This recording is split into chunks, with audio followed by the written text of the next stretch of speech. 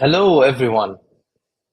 Thank you for joining us on this LinkedIn live series. We call it AI Meets Climate Thought Leadership.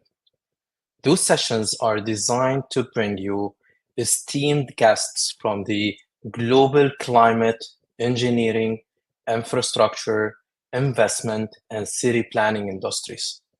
They will talk to you about their achievements, but also their overall mission when it comes to AI and climate. And we will focus there. I'm Jay Sadiq, the founder and CEO of FortyGuard, and I will be hosting this session today. I will try my best to have an engaging conversation with our guest, Dr. Jonathan, alongside catering to any questions you guys might have. That said, let's lay out what the session will look like before I introduce our guest for today.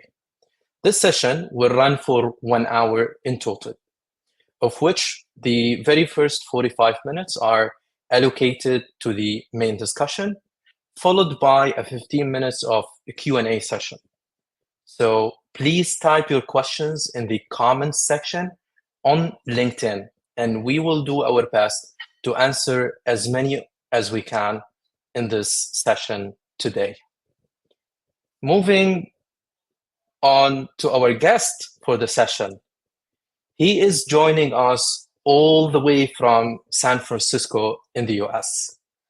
We are very pleased to welcome Dr. Jonathan, a very good friend of mine, but also a multiple award-winning technology and business leader whose career has spanned both in the private and public sector. He worked in software engineering and served as the Chief Information Officer at the city of Palo Alto in California. Dr. Jonathan is currently the founder of advisory, investment, and education firm Human Future. He has also written different books in the future of cities, which I personally enjoyed reading and learned from a lot. And he is currently serving FortyGuard as its technical advisor. Dr. Jonathan? Hey there, Jay. Great to see you. Nice Great to see you introduction. Thank again. you. You're most welcome. It's a pleasure to see you again, and thank you so much for taking the time to join us today. I am personally super excited for this. It's always a pleasure to be with you. Thank you. So, Dr. Jonathan, let's start with hearing about your experience. You've had a very impressive career, I would say, spanning over almost 30 years from leading technology innovation at PwC to serving as the CIO of the city of Palo Alto, and now founding Human Future.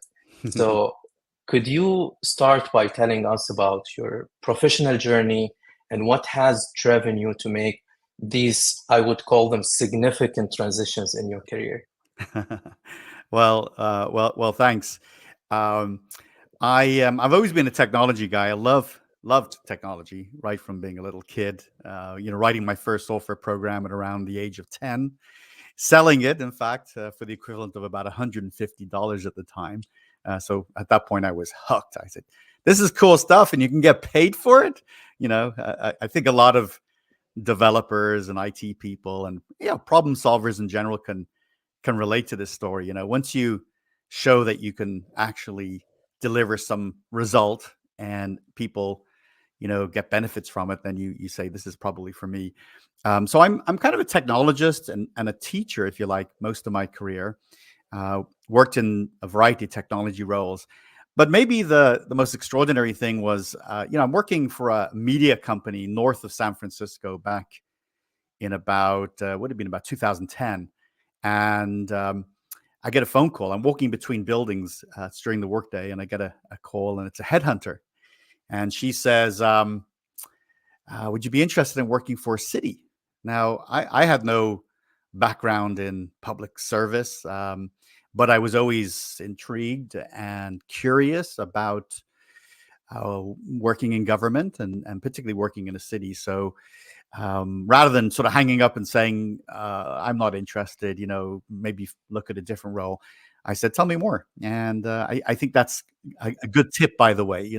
Don't just automatically say no, but maybe be open-minded and say, tell me more. And well, once I met the city manager and different staff and I learned about the role, I was intrigued, and I said to the city manager, if you make a bet on me, I'll make a bet on you. And it was a good bet for the next 7 years.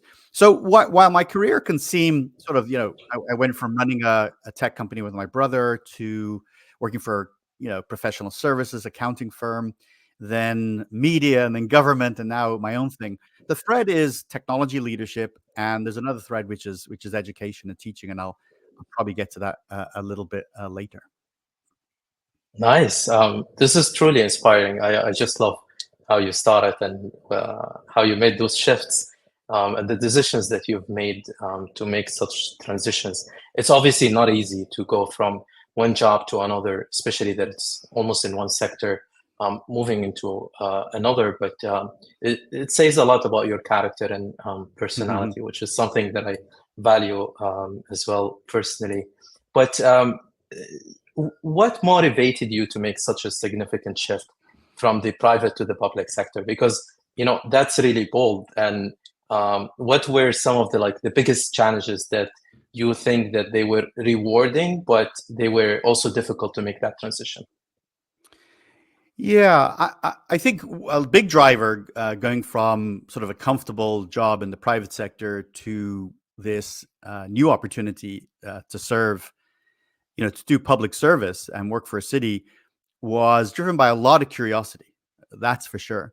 I wanted to peek behind the curtain, as they say, and see how does it work? How do traffic systems work? How do the energy systems work, and how does public safety? I just had all these questions. I'm just a naturally curious person, and so that was a big driver. The other thing I think is a common thread through my career is I don't know that I have any interest in moving to a job that sort of seems easy and is sort of routine.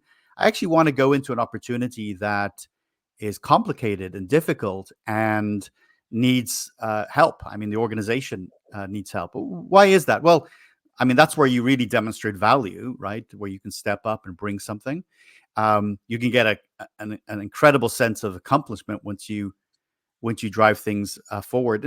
But mostly a big part of it, I guess, is a personal growth, is the ability to expand your mind and have more experiences in this what I think to be a very short life. Unfortunately, how can we, all of us, and I'll talk personally, I'll just say how can I do the most in this short time that I have to bring joy to people and to bring value to the world in which I operate.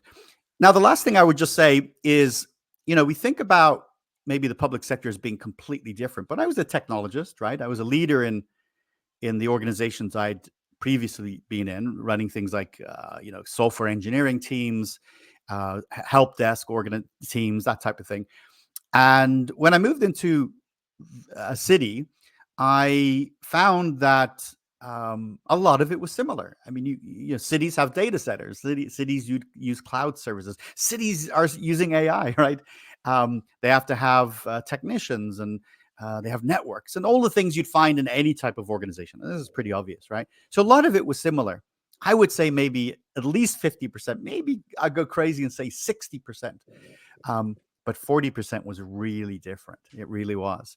For example, how you buy things, how you make decisions, how you make priorities, and how you develop strategy, how you engage with your customer base, which is a community, right? Which is everybody. So those things were very different. And the last thing I would just say is it was a big surprise to me. I thought I would come to the city of Palo Alto in Northern California, in the heart of Silicon Valley, and I would bring, my skills, and I would work with my team and some partners, and we would change the city in a very positive way. And I'll admit, we did a lot of good things, and it was recognized, and it really did drive an innovative agenda. But something very surprising happened, and that was that the city changed me. And that's the big takeaway. My life has never been the same ever since. And I'm saying that in a very positive way. I realized that cities were at the forefront of the human experience, that whatever problem we had on a big scale, whether it's climate, which you're very, very passionate about and have a whole business around, whether it's moving people and goods, or whether it's delivering energy, on all these areas. Oh, I could throw in healthcare and education and so much more. Um, Cities are at the forefront. If we're going to get a better human experience, we have to do it in cities. And that's been the story I've been telling now for like over a decade and writing about. Still gets me excited, and I'm still very much involved in it. Yeah, that's fascinating, to be honest. A lot of what you just mentioned feels to me like there is a lot about an entrepreneur. This is, I would probably frame a lot of the challenges that you've been going through, and then you're entering into a city start, Mm-hmm. and then going through all of that. And I do want to touch on a lot of the points that you also mentioned, your Sure. writings, your advisory, your experience with cities, but I'll start with the latter. During your time at the city of Palo Alto, which is, a city that is really known to the world, and, venturing into the public sector, the city was named one of the top digital cities in the US almost multiple times, right? And Yes. that's during your time with them. Yes. And the question here is like, what were some of those key initiatives or projects that led you to that, contribution and recognition that the city has made? Yeah, thanks for that. Well, I'm in the job for a week or two, and maybe a month. And I this is back in 2011, and I go to the city manager, and a really good guy, James Keane. He's retired now after 35 years, but terrific man.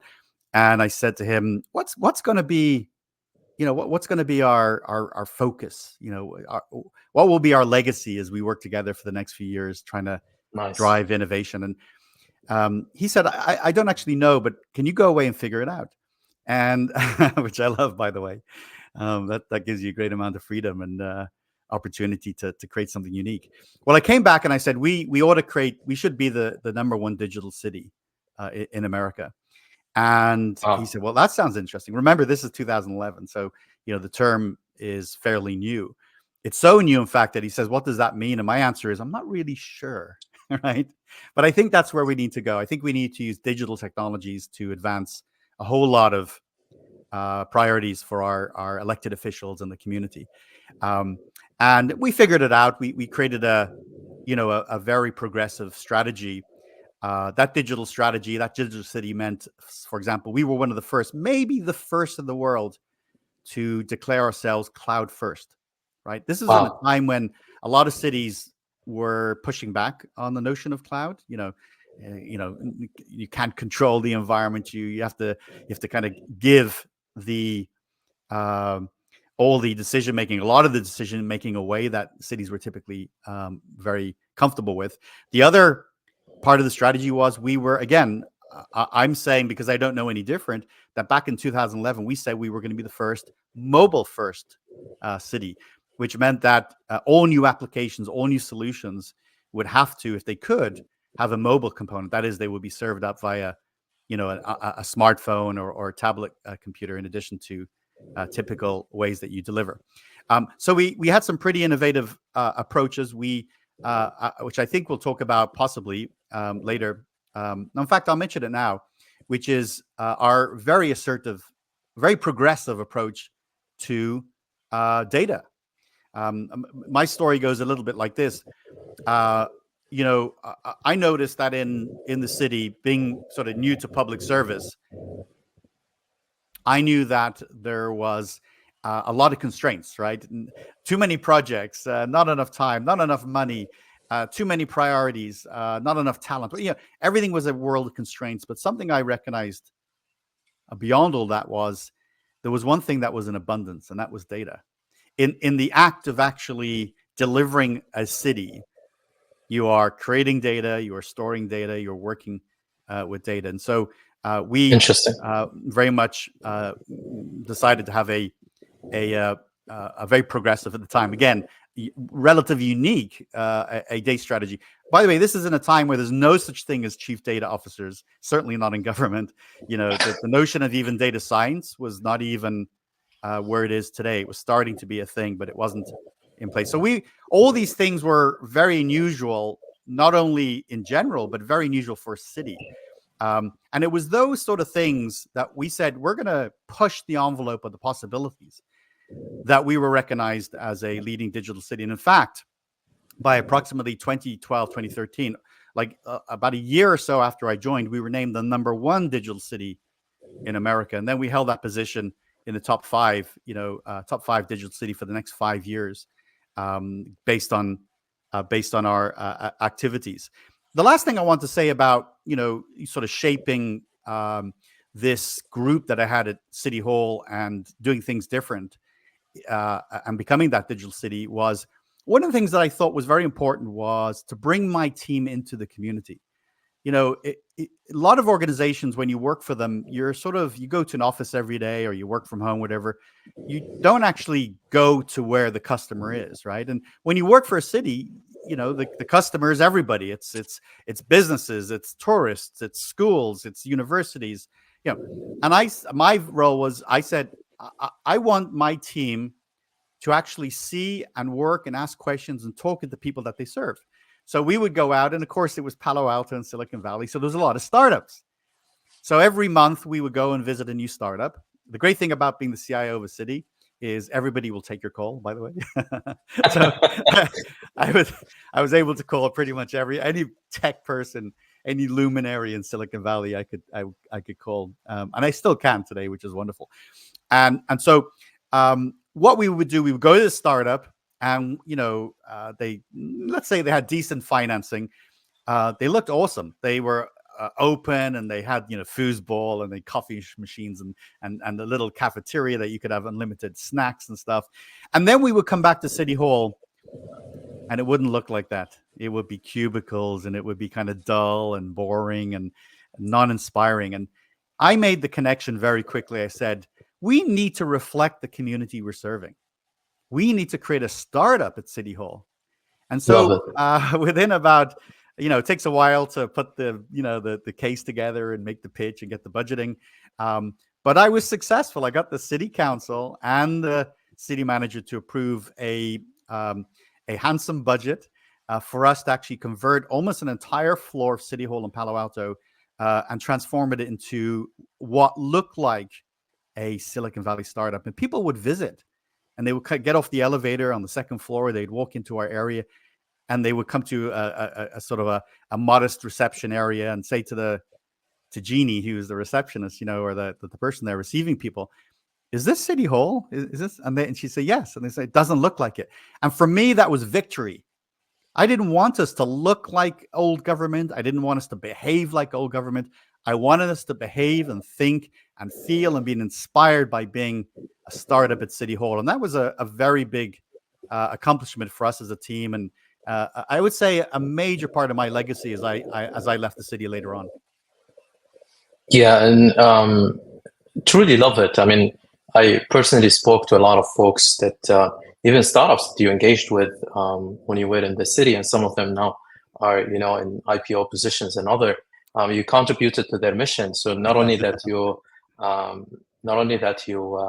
changed the city, you actually changed the entire ecosystem, given your interaction with a lot of those technologists and a lot of this technology that was either piloted or advised or used by the city of Palo Alto. Can I in fact even a quick example, because I think it's noteworthy. I love that you brought that up and reminded me. In fact, I thank you for that.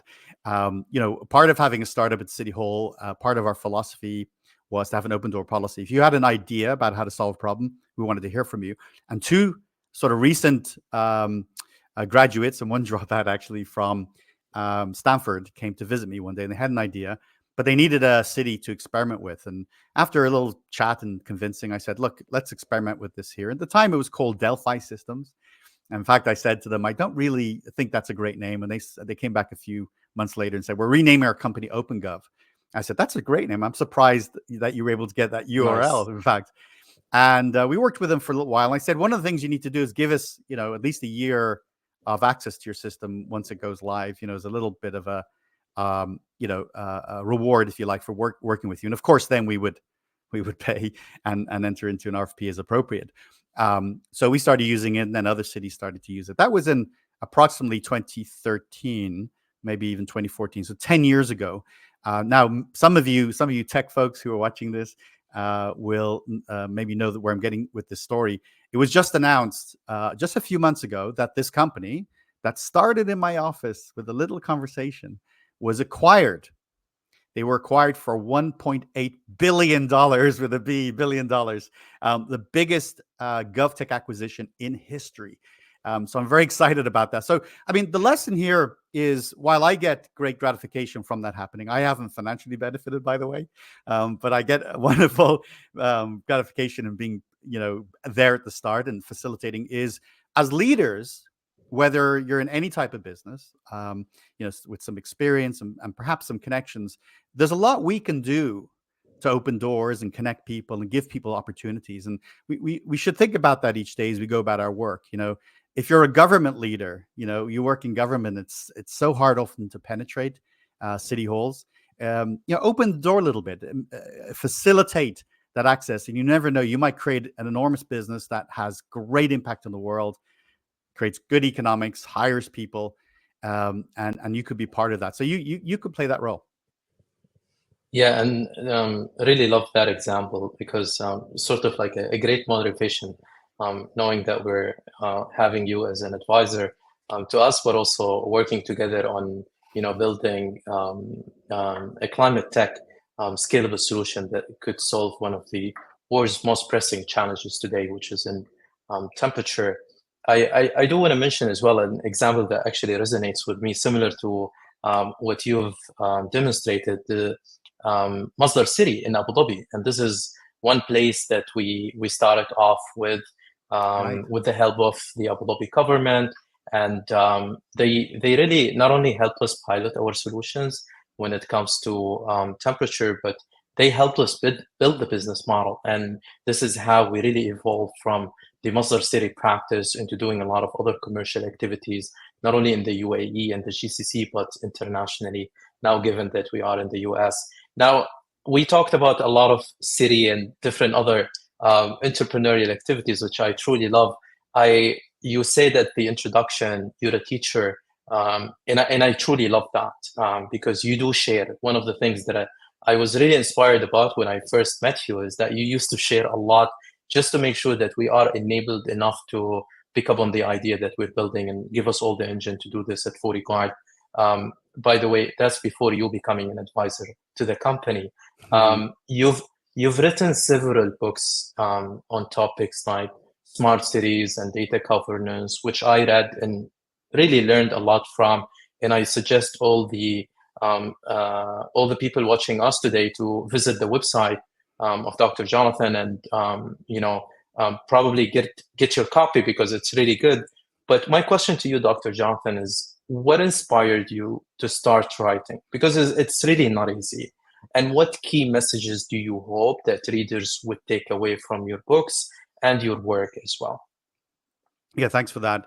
And you can actually see on the screen there, my website is just my last name.com, so Reichental.com. That'll get you all my stuff, my videos, my books, my keynotes, whatever you need is accessible there. And by the way, a lot of it is free.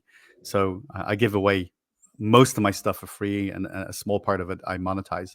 Thank you. I've always been a writer. I've always been good at it. We tend to sort of want to do more of the things we're good at. And I felt that I could articulate and communicate an idea, or even just a fictional story in a reasonable way. And I enjoyed it too. Had the opportunity to start working with LinkedIn Learning, where I have 47 courses now and a ton of topics. And I have to write the scripts for those. And I really put a lot of energy into them. And back in approximately 2015, when I started that, so it's almost 10 years ago, I exercised those writing skills quite a lot. As I was working for the city, I knew that I wanted to write a book, and people were encouraging me to share my experiences and best practices. So I knew I had it, and I knew I would eventually do it. I didn't want to write a book during my time at the city. I didn't want it as a distraction. I didn't want it to be a complicated thing because, when you do other types of work, when you're a public servant, it can be a distraction. It can be problematic. So I end up, moving on from the city just a few years ago, and it's got to be just, a wonderful serendipity, just a beautiful sort of timing that I was thinking about writing a book. And I got an outreach from Wiley, the publishing company, the educational publishing company. And they asked me, it came from nowhere. I didn't solicit it. They asked would I write a book on the future of cities. And I said I'd be very interested in that. We talked about some other ideas, but I really love this because writing a book would allow me to share my experiences, my ideas, my observations, and scale, right? Scale knowledge. I mean, it's a form of education at scale. And so they came back a few weeks later. You have to go through a lot of paperwork and stuff like that when you're doing a book.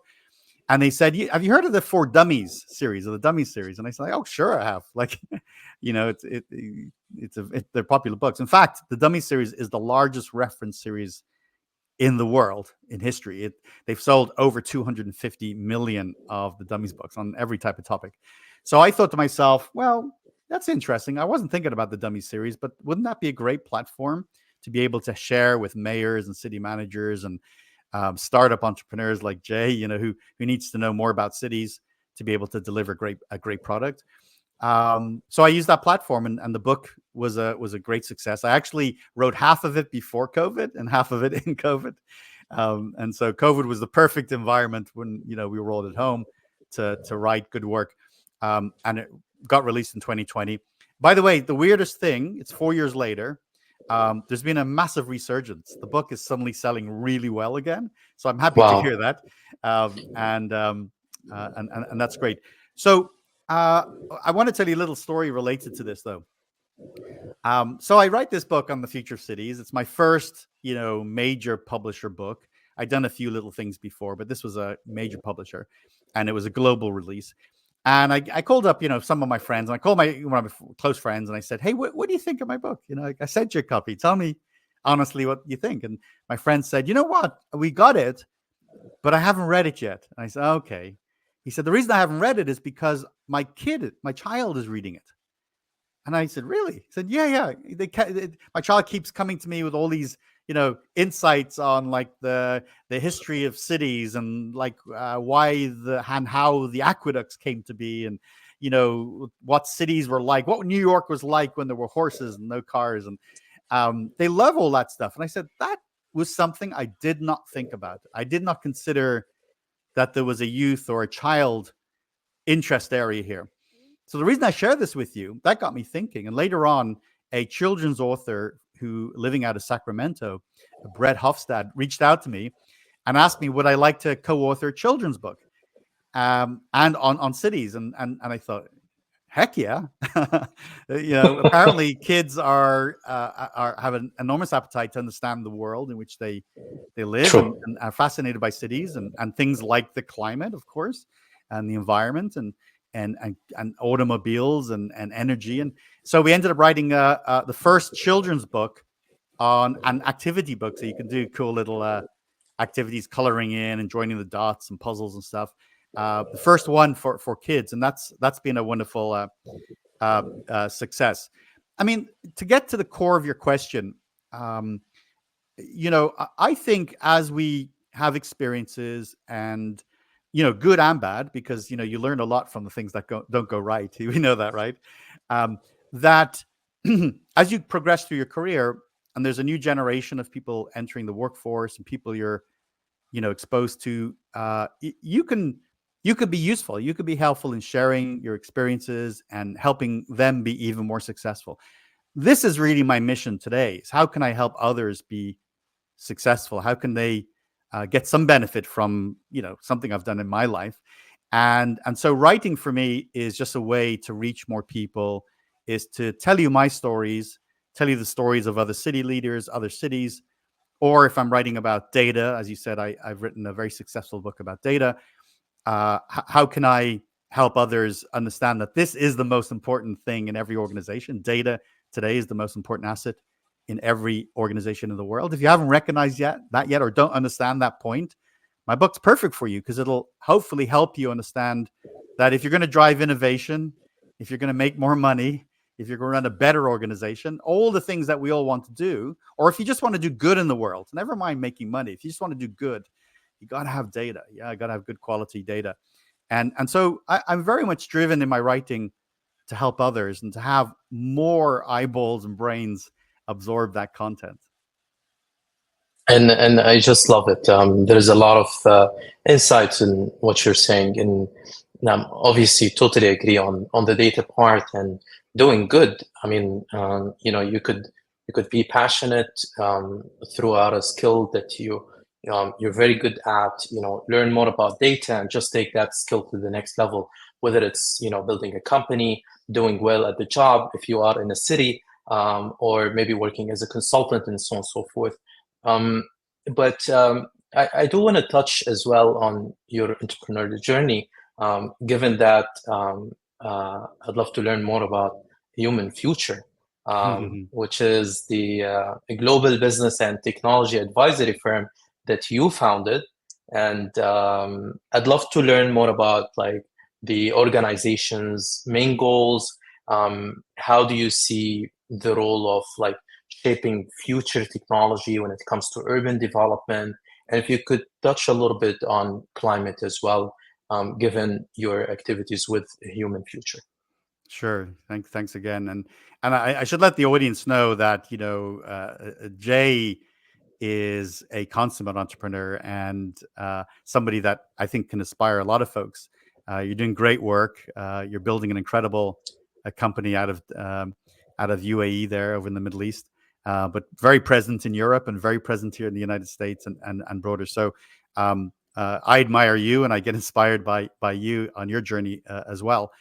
When I was leaving the city of Palo Alto, now it's coming on about 6 years ago, there was a number of paths I was considering. One was going to another city, of course, working for a big tech company, maybe going full time as a professor, because I do that as a little side hustle these days. And of course, building my own business was another. I think of all the options, building my own company probably was the riskiest, but that was very consistent, certainly with my personality and what I like to do is do the bold things, right? Take those risks that have the greatest rewards. What's the worst that could happen, right? That's what you should ask yourself. In this short life, what are you waiting for? Come on, what are you waiting for? So I went for it, and it's exceeded all my expectations. I think you have to find a reason to do your own thing, to build your own business. Nice. You got to bring key skills to the table to do that. And I'll tell you why I did it. I did it, well, firstly, because I would have considerable control over, the people I served and what I did. But really what that means is I wanted to have more freedom. And I think being an entrepreneur, and particularly with a small company, fair enough. I mean, if you're an entrepreneur running a big business, there's a lot of folks that you have to deliver for, right? But if you have a small business and maybe you haven't taken investment dollars, so you have an incredible amount of independence, it has given me and will give others a lot of freedom, and that's a beautiful thing. I was thinking about this interview this morning, and I what I would share about my journey, and I thought to myself, what can I share about leaving the workforce after 30 years and being successful in the workforce, working for big companies, working for a city, and my life has changed and my thinking has changed a lot in these past 6 years. I believe that, when you work for another company, the company owns you, right? And I think we need to be sober about that. I think we all make that, hopefully that calculus when we apply for a job and we work for somebody and they pay us, every week. Effectively, they own your time. And you've said, I'm worth the amount that I'm being paid every week from this company. And this is what my life is. Now, for most people, that's completely cool. And hopefully you do work that you love. For a lot of people, that's not the case. And maybe you haven't made that change, but there is that opportunity, if you're bold enough and you have something of a significant value to bring to the world, go out and do it alone, because it'll give you that freedom. And you won't have to ask permission from a boss, right? which I loved. And so I bring what I have been doing for many years, which is things like working with cities, or bringing the skills that I acquired working for a city to other cities, building IT strategy, working on things like cybersecurity strategy, helping cities with policy, a lot of education. So a lot of my clients, a lot of the people I work with are cities, not only in the US, but around the world. I work with the city of Singapore, for example, with the Prime Minister's office there. I've worked very closely, as you know, in Dubai with the Prime Minister's office there in Dubai, and many other places around the world. But I also serve private companies, and I do similar things, a lot of education-related stuff. Right now, the questions are a lot about artificial intelligence. And it's not that I necessarily have the answers, because nobody knows the future. But what I can do and what I have been doing is helping leaders and people think how to think about change and how to think about the disruption that comes with a new technology, or when your business is getting completely reinvented by what's happening around you. So those are the type of clients I have. Of course, I teach as well. And then the topics are anywhere from AI to blockchain, believe it or not, still popular, digital transformation, cybersecurity, and digital twins, and a lot more. Now, quick story on the climate question.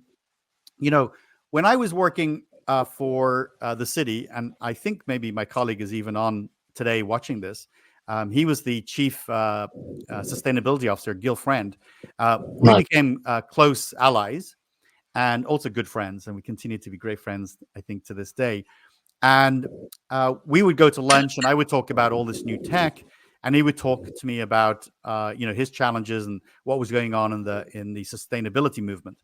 And what we discovered after a few lunches, after a few months, was our worlds were overlapping. They were starting to, like, it was a Venn diagram where technology and data was overlapping with the needs and the world in which clean tech and climate tech were thinking about problem solving. So we became great allies, sharing insights, and we still do that to today. So if you are, and as I am, delivering to a city, the topic of how can AI and how can data, how can digital transformation help with sustainability initiatives, and when it comes to cities, how can it help with the work they're doing? So I find myself occasionally in this topic, but really being an enabler, right? Being the person who can say, we're going to help with the environment. This is a very, very big problem, as probably no one knows more about this than you, or thinks about it more than you, Jay, and your company FortyGuard.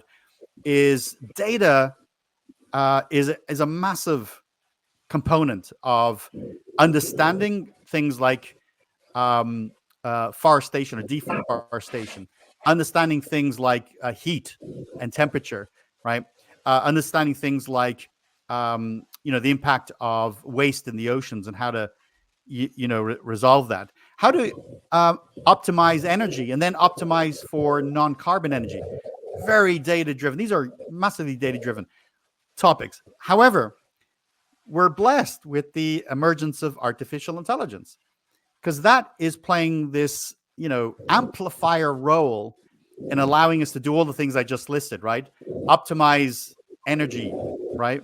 To be able to measure and understand changes in how icebergs are melting. And in fact, some work done on this, the combination of data and AI, is allowing us to determine results for ice melting 10,000 times faster than humans have been able to do it. So we are accelerating, and that data, that AI, that digital transformational tool set is going to help us with climate-related issues. And I find myself operating in that world just because of my passion, plus the fact that I work with cities and organizations where this is a priority. And I really love, there are a lot of things that you've touched on, and I'd like to go through few, but then at the end, I'd like to also touch point on, you talked about your work with leaders, and I think this is a place where I'd love to discuss with you. But before I do so, I want to ask you a question between a combination regarding some of the biggest opportunities that you discussed in terms of challenges or industries that can take us to the next level when it comes to smart cities, fourth industrial revolution, blockchain technology, and other. So we've mentioned, a lot of different things. What are you most passionate about? And what do you think is the most biggest opportunity in that? And then if you could also tell me about AI. So I know AI is a conversation that is happening a lot, and we're all talking about it. It is something that people are asking. So what's the purpose of this, right? Because everyone is looking for AI fit of purpose. Could you also tell me about organizations today when it comes to solutions that are effectively addressing real world problems, but using AI, and how? What's your view on that? What do you suggest that we should do? Wow, that's a big question, but I love it. I love Big it. question, yeah. I love no. It's you're asking all the right things, Jay. I really appreciate that so much. I'm passionate about a lot of things. I think I'm most passionate about um, spreading happiness. I Wow, really I want people to be as happy as they can be, and nice. and so if you think about that, what helps people achieve their happiness, right? And it's different for everybody, but it can be by your health goals, or it can be about your relationships, but it's also about satisfaction at work. Getting compensated for the amount that you think you're worth, maybe changing a job. So and then organizations getting happy about making sure that they're growing and they're going in the right direction, and um, their strategies are working. So contributing towards satisfaction and happiness is a tremendous a passion of mine. But that's a big umbrella, and it takes many forms. And I think for me, the best way that I can be of value in that is to be someone who can coach or to educate, and I do the education through so many different channels. But I understand the spirit of your question. I'm actually passionate about cities to a huge degree.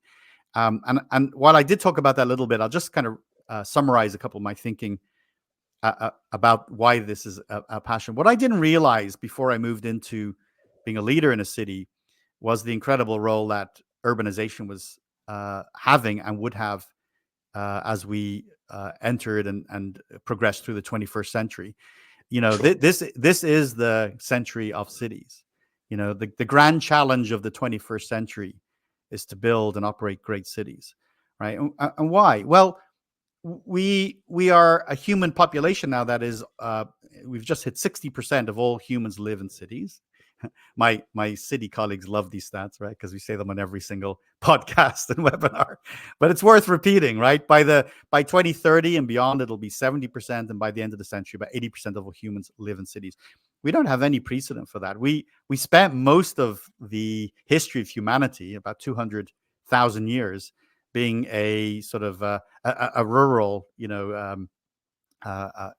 species. But now we live in a built concrete, highly sophisticated machine called a city. And in some areas we've done well, in other areas we've done poorly. They've sort of organically grown, and we're faced with enormous challenges. Climate being at the forefront of that, but everything around transportation and energy and public safety and education and health and you name it. If there's a human dynamic, it is exemplified in an urban context. So my view is, if we're going to make people happy or give people good lives or help with the quality of life, then we're going to have to do it in cities. We won't neglect the rural population, but we have to do it in an urban context. So I'm passionate about that, because the work you do, if you're an entrepreneur with a business that impacts cities, like FortyGuard, for example, you impact a lot of people's lives in a very, very deep and important way. I mean, you think about FortyGuard, it's a health company as well, right? If it's too hot and we see this right now here in the summer of 2024, people die. This is not a sort of a little sort of side topic. This is the central topic. So I'm very passionate about what we can do. I can't, I'm not I don't have some sort of natural sciences background, but I have I have a computer science background. So I will bring technology to bear to the best I can in solving that. So that's a deep passion of mine. But I'm not limited to that. Being a very curious person, as I hope many of you are, I think we have a deficit of curiosity these days. I would encourage everyone to open their minds up and to help their kids become more curious. We have an incredible world. It's a miracle that we're alive all right now, and we're on a little rock, flying through space to a universe we barely understand, right? But we're all part of it right now. We're conscious. I don't know even what that means, but we're part of it. We're doing this right now, right? So being curious and passionate about that and making a difference in the short time we have is really what it's all about. But let me segue a little bit to the second part of your question, which was about AI. Big question. AI is a big deal. Was there ever an understatement, right? Okay, no, this is not. I'm not breaking any news here. Is it hyped or underhyped? It's probably at the right level of hyping right now, for sure. Okay. But I can say this: I have 30 years of technology experience. I've lived through waves of new tech. I've seen, as many of us have, a world before smartphones, a world after smartphones, a world before social media, a world after social media, a world before the internet, a world after the internet. Tech has is important, and it changes. It changes what we can do, and it changes how we can do things. That's really at the core of technology. And along comes AI in a very overt way, right? AI is 50 years old. It's not like it started in October of 2022. But what did emerge in October and November of 2022 was generative AI, and that has the knob now has gone from 7 up to from 0 to 10 has gone to 11. We've turned up the volume to 11, and so now we've democratized artificial intelligence in a very unique way. So it is a very big deal. Now, there's not probably the stats I heard was like something like 50% of all companies will deliver something this year with AI, and the remainder in 2025. Another stat I heard was that was actually from a good source. About 90% of organizations are doing something with AI. And then lastly, 75% of your staff are using AI every day, right? And even if you have a policy that says you can't use ChatGPT or Google Gemini, let me tell you, your staff are using it, or they're using it at home and bringing it to work. So these are some important numbers. Now, the thing that I want to add a bit of value here, and that is, it's very interesting to me that we say, my product is AI enabled, or I'm building an AI enabled.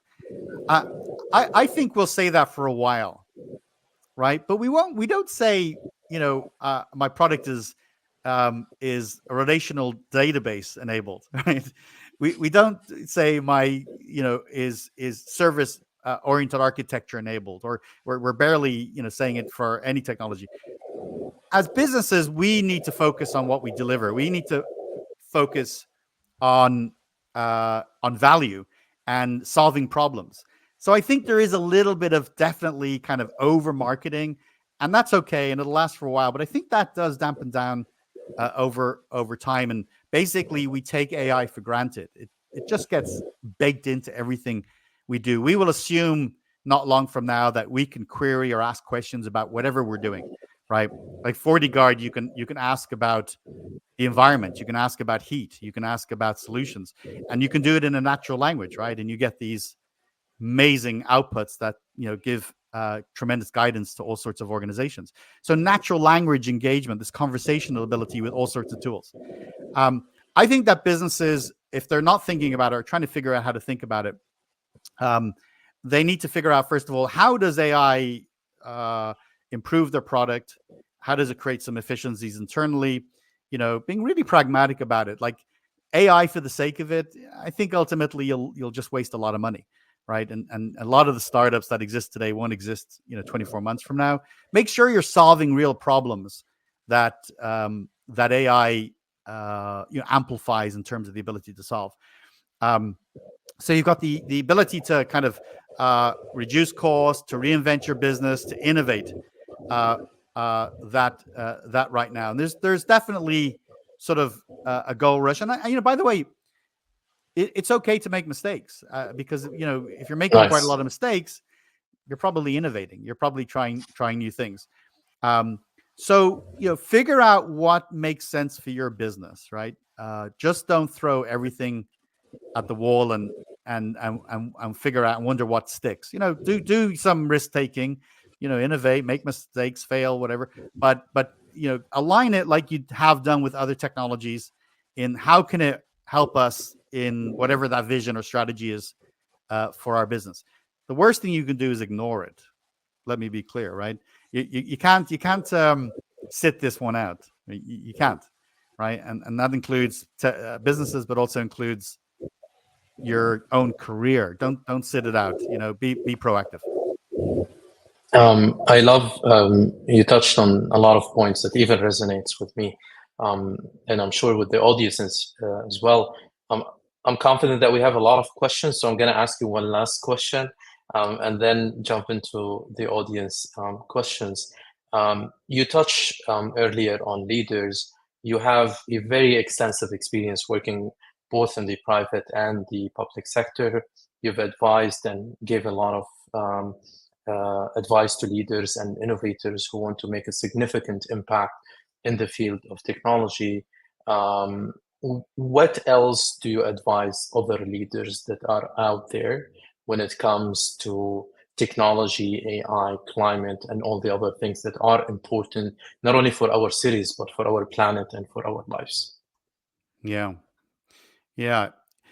You know what? Innovation is really hard, and I've actually spent a good deal of my career in the innovation space. And in fact, I had a job where my title was innovation director. So I know a little bit about that, and I've thought about it. And one of the reasons why innovation is very difficult is because you're solving problems for a world that doesn't yet exist, right? You're solving problems for tomorrow. We know today very well. We know yesterday really well, but we don't know tomorrow so well. So innovation is about,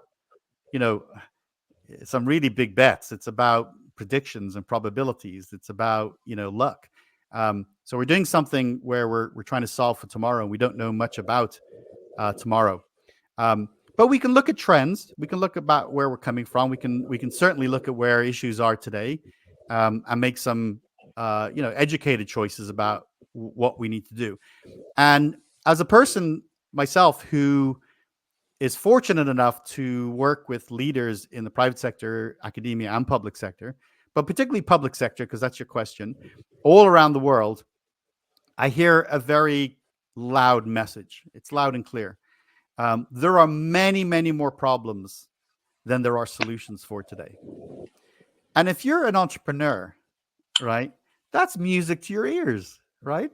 What do entrepreneurs do? They solve problems. They build products around problems, and they hopefully do well and do good, right? And just like, again, FortyGuard, you recognize that heat was a major component of the climate, was going to affect people's lives, and how could you solve it? You have your FortyGuard solution for that.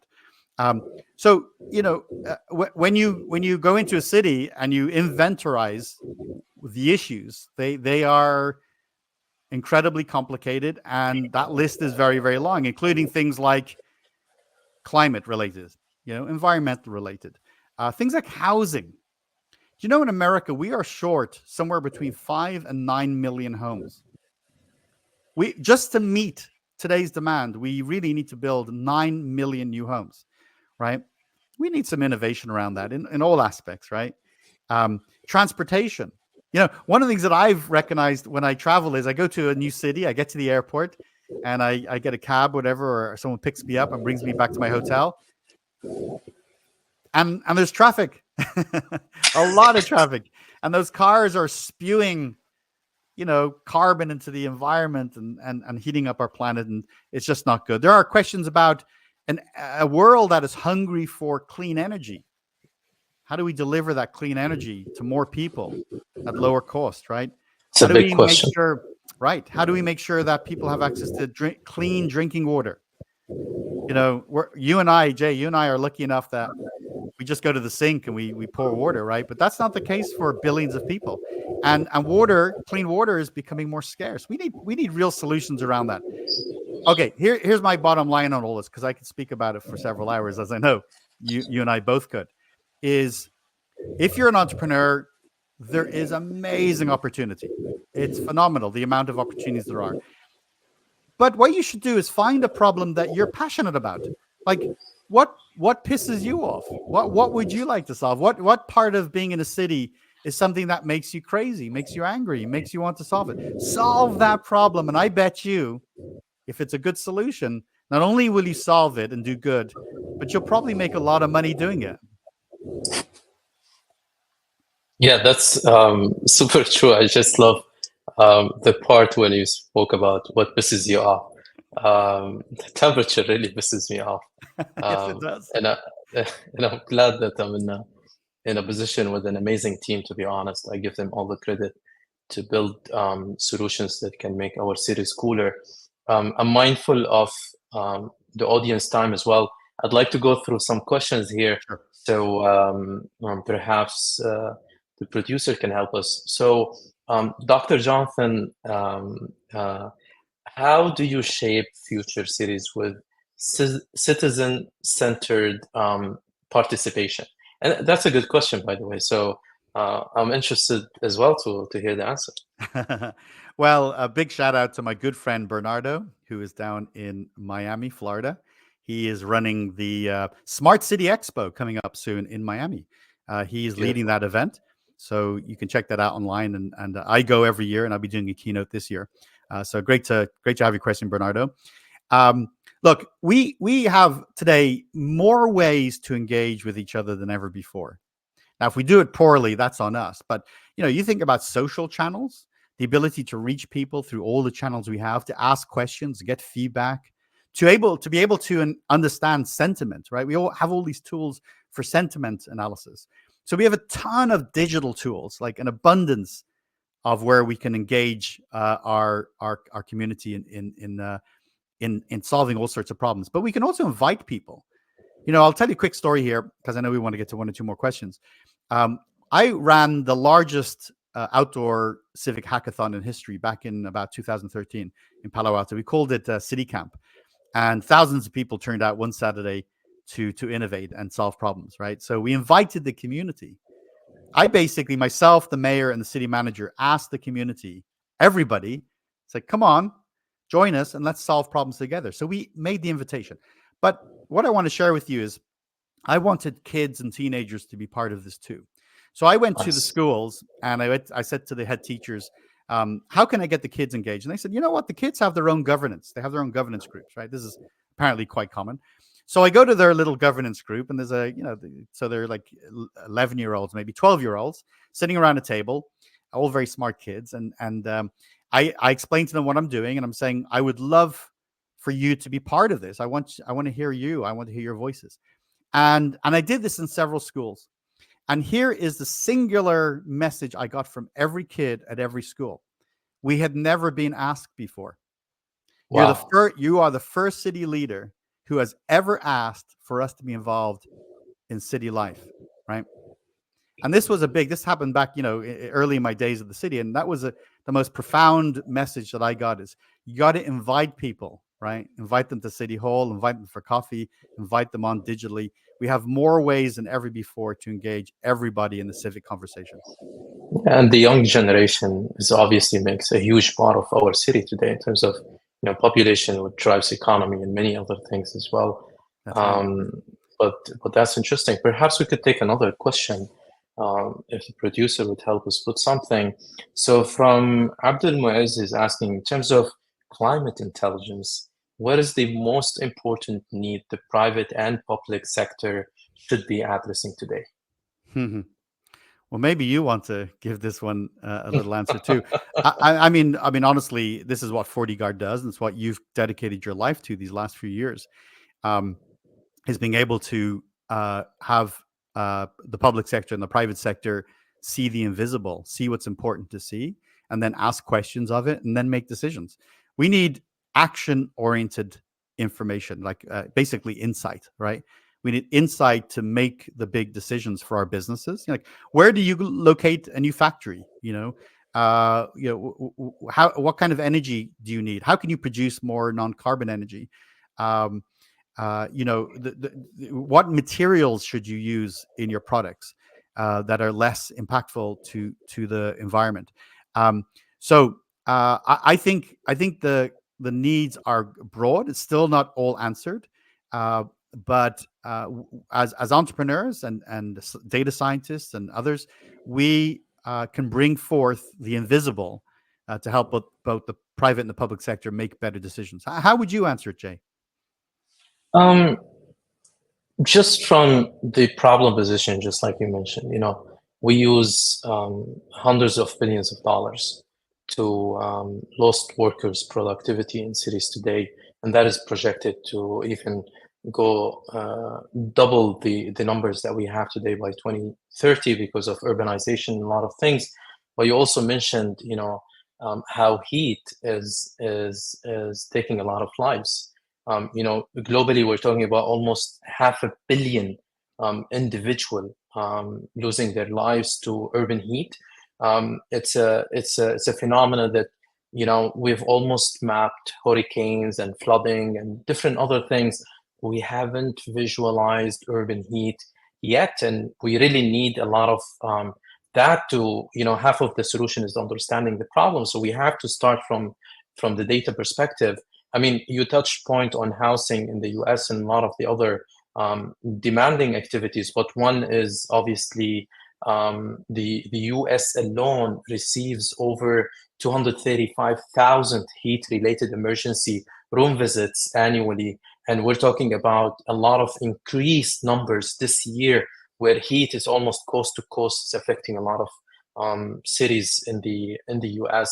So I personally think it's heat, but from the climate perspective, there are a lot of other challenges, and probably each city is suffering from one in comparison to another more. So we definitely need to address sustainability. We have to put a focus on climate tech solutions. I'm supposed to be the moderator today, so I'm not going to take a lot of time putting into the question. Would love to take another question, perhaps, if the producer would put the next one. I wanted, sorry, if I could really quick, because I feel remiss if I didn't answer. On the last question, one thing which, is beginning to be very important is organizations are now, in some countries, required to report on their sustainability footprint, because it's required in their reporting Nice. reports. And in other countries, it's optional. That's an important thing that private companies and publicly traded companies need. But I also want to say that it's clear that organizations that have climate initiatives that are driven based on insights and data, and they know what to do, actually are more successful. They make more money. They run better. So I just wanted to make that point. And I love it. Obviously, what gets measured gets improved, and the best solutions really comes from the understanding of data. I have a question here from Mudathir. He's asking, from a city planner perspective, how can climate tech industry, and there's a lot of climate questions here, ensure that the solutions are addressing the climate challenges while tailoring them to the community being served?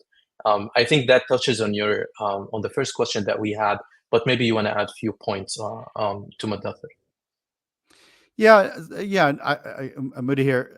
Mudithir asks a very good question, one that deserves a thorough answer. But I'm going to have to be succinct because of the time involved here. And that is, like every problem and every startup that comes to the table with their solution, there has to be a demand, and they have to solve something that people are prepared to buy, to pay for. So I do think that climate tech and clean tech organizations, particularly the startup, the volume of startups you have right now, they really need to understand and talk to city planners, right? They need to sit down with them and really understand their problems, because if the entrepreneur thinks they have a solution and they're clever people and they build something and they deliver it, but the city planner, who might be the buyer, doesn't think it solves the problem, they're going to fail, and the marketplace will take care of it. So I do think that the way we get to answering this is we need entrepreneurs who are delivering clean tech solutions and climate tech solutions that respond strongly and in a focused way to what the buyers need. Nice. Thank you so much, Jonathan. And probably we'll take another question as well. So I have Monica here asking, what are some examples of AI being used in cities today? Great. And hello, Monica. It's good to see you here to ask that question. I know you're on and helping out here in the background as well. Hope to see you very soon over in San Francisco with Jay. If you Googled, how AI has been used in cities, you're probably going to get a very long list of different things that are happening. But I will say this: it is early still. Cities do. Look, no surprise, this is not a shocker. They don't move necessarily as fast in terms of evolving and adopting new ideas and technologies. And there's a reason for that. And often it's pragmatic. So yes, cities are all over AI and trying to figure out, what it means and how they can use it. So they're still in the education phase. They're still in the strategy phase for sure. But cities are using it, particularly generative AI, because that seems to be the hot area right now, to do things like customer service. So you see a lot more city websites having conversational bots. So you can just ask a question. What time is the public swimming pool open until? Or, what days are the wine and cheese festival on, in May? So there's a lot of the conversational stuff. That's a primary thing, customer service. And stuff like, how do I get a permit? How do I initiate a permit? A lot of staff are using it for creating content, right? Things like social media posts, for creating the first draft of a city manager report. Content generation is a lot of it. There's two more quick ideas quick things that people are doing it for. One is there's a very interesting company that, for full transparency, I advise, called Legislate. And what they do is they actually help city clerks generate sort of the first drafts of proclamations and declarations. And soon we'll be able to do the first draft of legislation, right? So have AI put in some, a modicum of information, and boom, it's gonna kick out the first pass of that. So that's that solution. And what was the other one I was going to share with you? Oh yes, so there's a company called Madison AI, and what they do is they ingest the history of a topic in a city. Like, they take in a lot of content around, let's say, a big project, and then all sorts of people, city employees and city community, can actually query it and ask questions like, when did this project start? And what's the status of this project? How much money have we spent? Because it's ingesting all the history through the minutes and things like that. So a lot of very fascinating ideas. And I'm just, by the way, I recognize I'm just scratching the surface right now. Yeah, and it's really fascinating.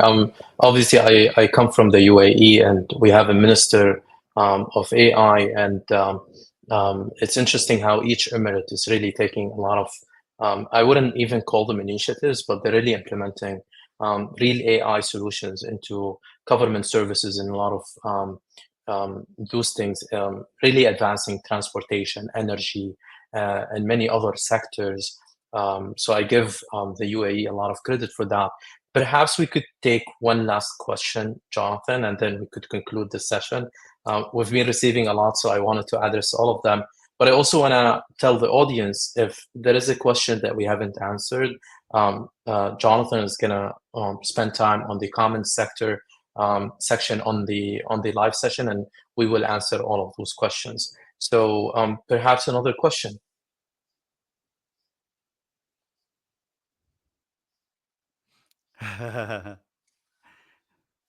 So Well, Alexander is asking a very short question, mhm. interesting one. What what does digital city mean? It deeply it could mean a lot of things, but I'd love to hear it from you, Jonathan. What do you think a digital city means? I don't think it's as important today as it was maybe a decade ago, Okay. when we're trying to figure out like um, how do we actually start to use digital in how we run our organizations.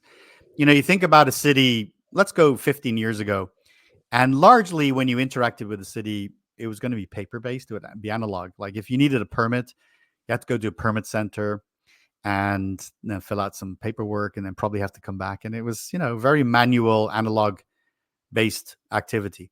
For a lot of cities today, when you want to get a permit, let's say you need to have some electrical work done in your kitchen, whatever, you can go online, fill out a form, hit submit, make a payment, and boom, you get a certificate, all digital. There's no analog piece to it. And often it's automated too. So there's no human interaction required. So things go very fast. They're much lower cost. And so when we started saying, we want to become a digital city, what we were really saying was we want to take a lot of those lengthy, expensive, error-prone analog services and just put them online, make them digitally accessible, make them available from a smartphone, from a tablet, from any internet-connected device, and let's do that across the board. So that was sort of that's the basics.